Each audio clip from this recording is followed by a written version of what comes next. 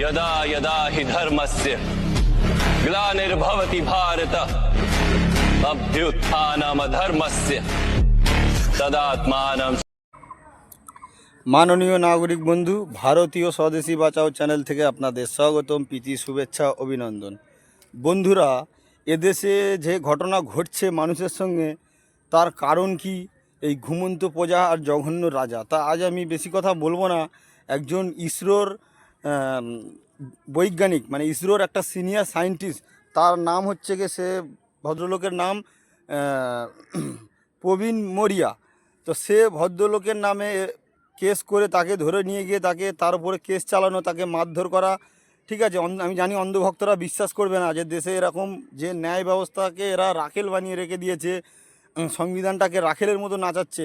তো চলুন সেই ইসরোর বিজ্ঞানী প্রবীণ মৌরিয়া, তার মুখ থেকে শোনা যাক, অন্ধভক্তরাও শুনুক যে তার সঙ্গে কত বড় অন্যায় হয়েছে। আর এটা একটা প্রথম কেস না, এরকম আরও আগেও হয়েছে। আমি ধীরে ধীরে আপনাদের দেখাবো, চলুন সে তার মুখ থেকে শোনা যাক।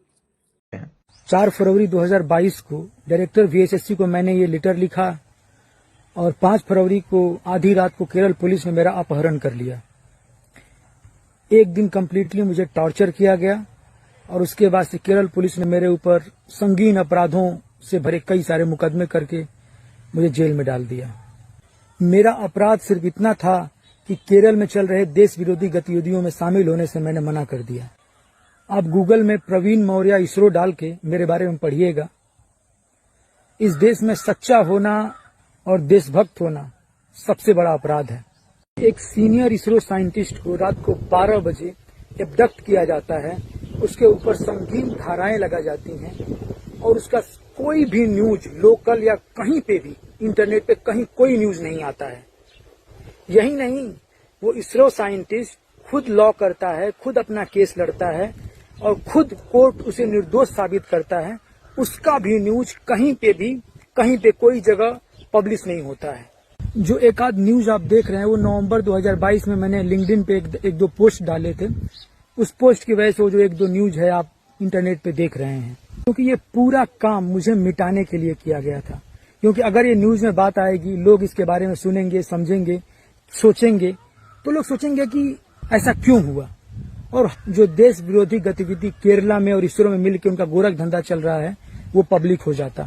मई 2022 में मैंने प्रधानमंत्री को लेटर लिखा तो इसरो ने उसका जवाब दिया कि ये तो ग्रीवेंस में आता ही नहीं है।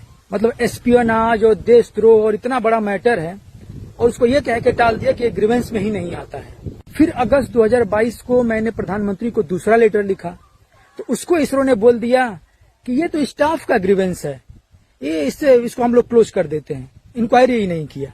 अगर सचमुच में मैं झूठा हूं तो बोल दो कि मैं झूठ बोल रहा हूं, उसको टालने का प्रयास क्यों कर रहे हो। और ये कहानी अभी भी जारी है।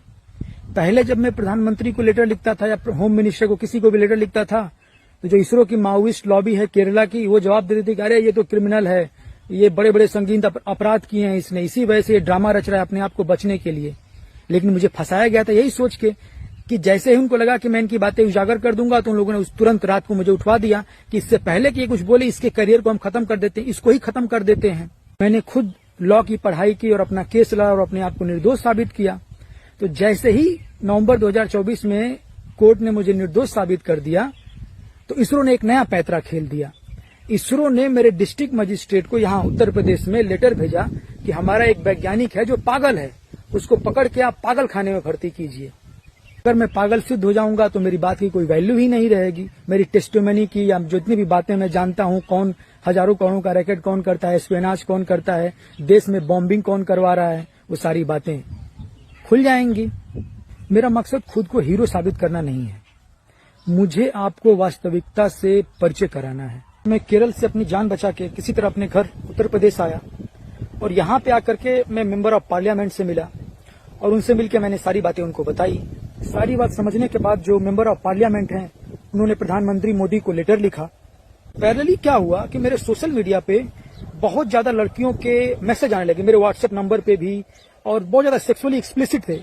मैं इस बात से आश्चर्यचकित था कि अचानक ये क्या हो गया, इतनी ज्यादा लड़कियों को दिन भर में 10-20 लड़कियों के मैसेज क्यों आने लगे। उसी समय मेरे जूनियर का इसरो से मुझे मैसेज आता है कि सर आपने कभी 1-2 रुपए का कभी हेरा फेरी तो नहीं किया है ना, क्योंकि एक पूरी टास्क फोर्स लगी है ये खोजने के लिए कि कोई भी गलती मिल जाए और आपको करप्शन के केस में फंसाया जाए। तो मैंने बोला कि भाई मैं गांव का सीधा साधा लड़का हूँ, 1 रुपए का क्या आज तक 1 पैसे का भी कभी हेरा फेरी नहीं किया है मैंने। अचानक मेरे दिमाग में ये बात आई कि ये जितने सारे लड़कियों के मैसेज आ रहे हैं, ये बेसिकली मुझे हनी ट्रैप करने का प्रयास किया जा रहा है। और ये हनी ट्रैप कोई फॉरेन मतलब पाकिस्तानी या कोई दूसरे लोग नहीं कर रहे हैं, ये इंडिया के ही लोग मेरे दुश्मन कर रहे हैं कि मुझे फंसाने के लिए। मतलब इन किसी भी लड़कियों का मैं जवाब दूं और मेरे ऊपर तुरंत एक केस फाइल कर दिया जाएगा कि प्रवीण जो है किसी फॉरेन लड़की के साथ डेटा लीक करते हुए पकड़ा गया और मुझे ही देशद्रोही घोषित कर दिया जाएगा। मतलब कि मैंने ही देशद्रोह के खिलाफ आवाज उठाया और मुझे ही देशद्रोही घोषित करने का षड्यंत्र रचा जा रहा है। यही हुआ। कुछ समय के बाद दैनिक भास्कर में एक न्यूज प्रकाशित होता है कि प्रवीण मौर्य जो इसरो का साइंटिस्ट है वो हनी ट्रैप में पकड़ा गया है और इसरो ने उसे सस्पेंड कर दिया है और इस बात की जांच कर रही है। हालांकि ऐसा कुछ नहीं हुआ है, मतलब मेरे ऊपर कोई हनी ट्रैप का FIR नहीं, कुछ नहीं, बस किसी तरह मतलब कि ये मिस इन्फॉर्मेशन फैलाया जा रहा है कि मुझे ही मेरे कैरेक्टर पे दाग लगा के मुझे ही देशद्रोही घोषित किया जाए। न्यूज में ये लिखा गया है कि इसरो मुझे सस्पेंड करके जांच कर रही है। हालांकि ऐसा कुछ नहीं हुआ, मतलब इसरो ने कभी मुझे जांच किया ही नहीं। मैंने एक RTI फाइल किया यही बात सिद्ध करने के लिए और उस RTI में इसरो ने रिप्लाई दिया है कि वो कोई जांच नहीं कर रही है। मतलब देख रहे हैं कि न्यूज में अलग चीज चल रहा है कि इसरो जांच कर रही है मुझे सस्पेंड करके, और RTI में इसरो जवाब दे रहा है कि कोई जांच नहीं चल रही है। अब पैरेलली क्या हुआ कि मुझे 2 लोग एक लैंडलाइन नंबर से कॉल करने लगे और वो अपने आप को इंटेलिजेंस ब्यूरो का बताते थे। तो मुझे लगा कि शायद MP ने और मैंने पार्लियामेंट मतलब कि प्रधानमंत्री को लेटर लिखे, होम मिनिस्टर को लेटर लिखा गया है, तो इसकी वजह से शायद इंटेलिजेंस ब्यूरो ने इस बात को इन्वेस्टिगेट कर रहा है। और वो लोग कंटिन्यूअसली मुझसे बात करते थे, सारी बात जानने का प्रयास करते थे, पूरा मैटर जानते थे। तो मुझे इस बात की बहुत खुशी हुई। और जो इंटेलिजेंस ब्यूरो के लोग थे वो लोग मुझे कंप्लीटली कंट्रोल करते थे। वो बोलते थे कि ये काम मत करो, न्यूज मीडिया में मत जाओ, तो यहाँ मत जाओ, ये मत करो, वो मत करो। तो मुझे लगता है कि हो सकता है देश का सेंसिटिव मैटर है, इसलिए ये लोग इन्वेस्टिगेट कर रहे हैं और इसीलिए ये लोग ऐसा बोल रहे हैं। 2-3 महीने बाद मैं उन लोगों से पूछने लगा कि भाई आप लोग FIR तो कर नहीं रहे हैं, कंटिन्यूअसली बस मुझसे ही पूछते रहते हैं, मुझे ही कंट्रोल करते रहते हैं। तो उनका पूरा पैतरा ही बदल गया। वो लोग मुझे ही धमकाने लगे, बोलने लगे हम तुम्हारे पूरे खानदान को मार देंगे, हम तुम्हें मार देंगे, हमें पता है तुम्हारी बहन कहाँ पड़ती है, तेरे बाप का नाम ये है ना, हमें सब पता है। मतलब मेरे ही खिलाफ।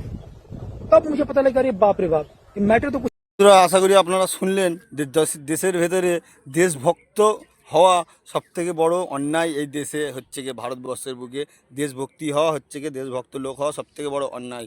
এইগুলো কেন হচ্ছে? এই ঘুমন্ত প্রজা আর জঘন্য রাজার জন্য, যে আমরা দেশের আসল খবর রাখি না। মিডিয়া ওরা সমস্ত কিছু কন্ট্রোলে রেখে দিয়েছে আমাদের দিমাগ খারাপ করার জন্য। আর এর আগে যেরকম যে সায়েন্টিস্টের সাথে হয়েছে নবী নারায়ণ, ঠিক আছে, তার সাথে এরকম হয়েছে। আরেকজন আছে তাপাক, ওই সায়েন্টিস্টের সঙ্গে এরকম ঘটনা ঘটেছে। তো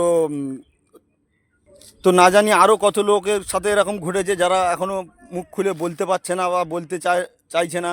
তার কারণ আমরা গোলাম হয়ে রয়েছি। আমরা যখন অন্যায়ের বিরুদ্ধে কোনো কথা বলতে যখন সাহস পাবো না, তার মানে আমরা গোলাম হয়ে রয়েছি, আমরা স্বাধীন নেই, আমাদেরকে আগেও গোলাম করে রাখা হয়েছে।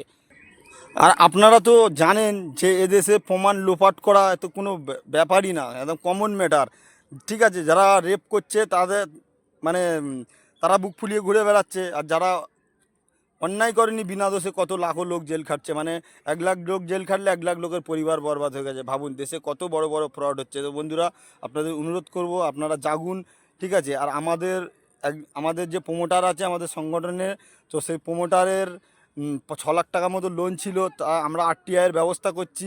RTI-টা দিয়ে নিই, কী হয়েছে না হয়েছে আপনাদের সমস্ত কিছু জানাবো। আর আমরা লোনেরও লোকের ব্যবস্থা করে দেবো, ওখানে RTI দেবো, লোন আর চুকাতেও হবে না, আইনতভাবে লোন চুকে যাবে।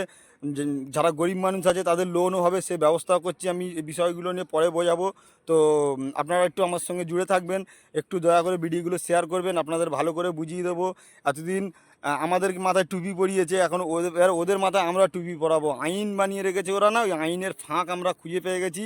ওই আইনের ফাঁক ওই আইনের ফাঁক থেকে ঢুকবো, ওই আইনের ফাঁকেই ওই ফাঁকেই ফেলে ওদের ফাঁসাবো। এবারে সেই জিনিস আমরা এবারে শিখে গেছি, আর চিন্তা নেই বন্ধুরা। তো ভিডিওটা দয়া করে বেশি বেশি করে শেয়ার করুন, আমাদের সঙ্গে একটু জুড়ে থাকুন। তো বন্ধুরা, জয় হিন্দ, জয় ভারত, হর হর মহাদেব, বন্দে মাতরম, ভারত মাতা কি জয়, সর্বে ভবন্তু সুখনাম, সর্বে শান্তি নিরাময়া।